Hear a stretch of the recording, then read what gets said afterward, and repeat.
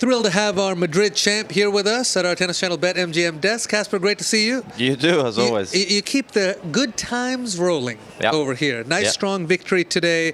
You're very strong in that third set. Tell me what happened in that second when Bublik, he shot up there early in the second set. Yeah, he did. He got an early break, and when he gets, hot and firing, it's hard to stop him, and he can come up with the most incredible shots you've ever seen, and you know that sometimes they will sneak up some unforced errors as well, so you just try to keep steady, keep focused on your things.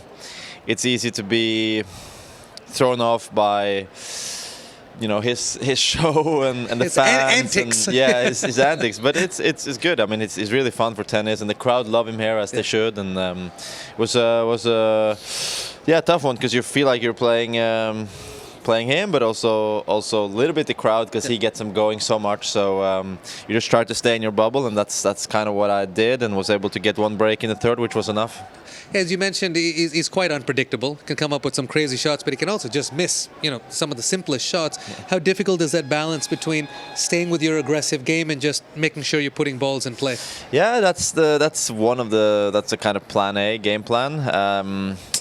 I played him once in Miami where I think it was the first time. He's done it a few times, but I think he brought up a shot where he hit it with the grip side of the racket. Yeah. So that just goes to show what he can come up with on the court. So that any given time, just if you can get one more bad ball in, you never know what's going to happen. So that's kind of the way I play anyways. But it's a little tougher because today he was firing off from both sides, forehand, back, and he was hitting it faster, harder through the court than me.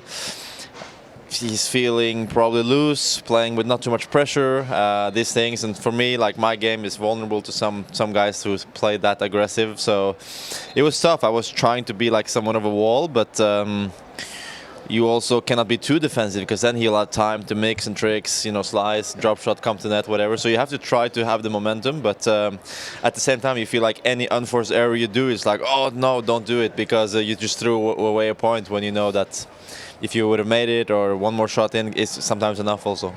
Coming from winning the title in Madrid, obviously your deepest run there, shorter time to get used to quite different conditions here.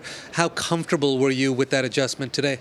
Yeah, it's drastically slower here than Madrid, so I think every player can agree on that. It's funny when you talk to players about conditions and balls, we don't always seem to agree. Right.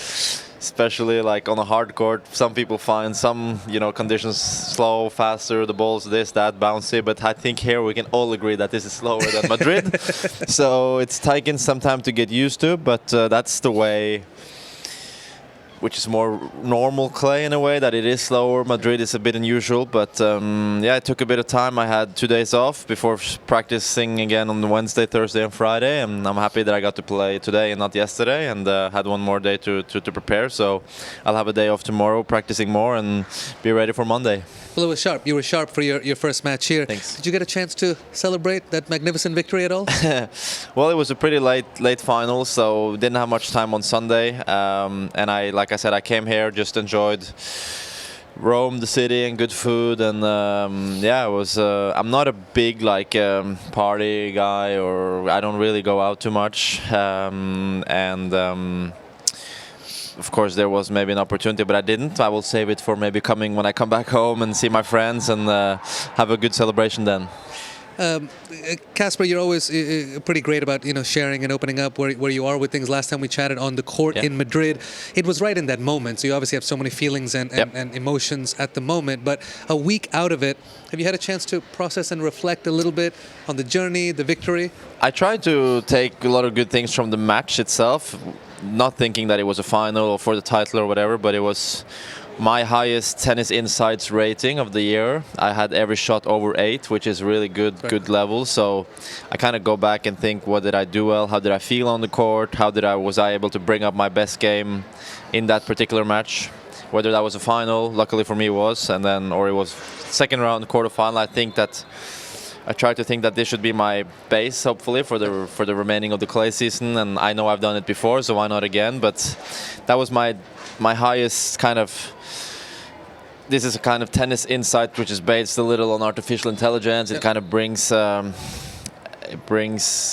performance level together based on how effective your shots were, this and that. So that was my highest rating of the season, and luckily for me, I brought it up on a good time. So I think I've tried to think a bit about the match and not so much on the title, to feel like this is the level where I hope I can be for the majority of my matches on clay and for the rest of the year. So let's see if I can use that match as a kind of booster to tell myself that I can play at this level week in or week out and day in, day out.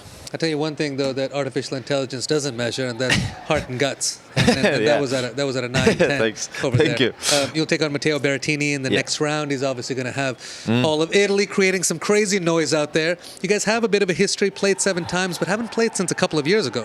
No. So how do you feel about playing that? For sure we'll be in Campo Centrale. Well, it's great to see Matteo back, as he's been struggling on and off with injuries for the last 2-3 years. He was a threat, and he still is, but he was a top 10 player. While when he got injured, started feeling pains here and there. He's a big guy, so of course he's maybe vulnerable to certain things that maybe others aren't in a way, and he's been unlucky, but it's great to see him back. He has some serious weapons, definitely that serve +1 forehand that sets up a lot of points for him, so kind of similar to my game. He's a little taller than me and has a better serve, but I think it should be a fun battle. And we played once here in Rome on the Petrangeli court, but it was during COVID, luckily for me, so I didn't get a feeling of no people there. Everyone was sitting with masks, and it was just a very strange atmosphere when we were here. It was also in September in 2020, so I look forward to feeling the crowd. Of course, I can wish that they were for me, but they will be for him, and that's fine. I'll be ready for it. Listen, you're looking great, keeping that momentum going. Go get some rest, and best of luck. Thank you so much.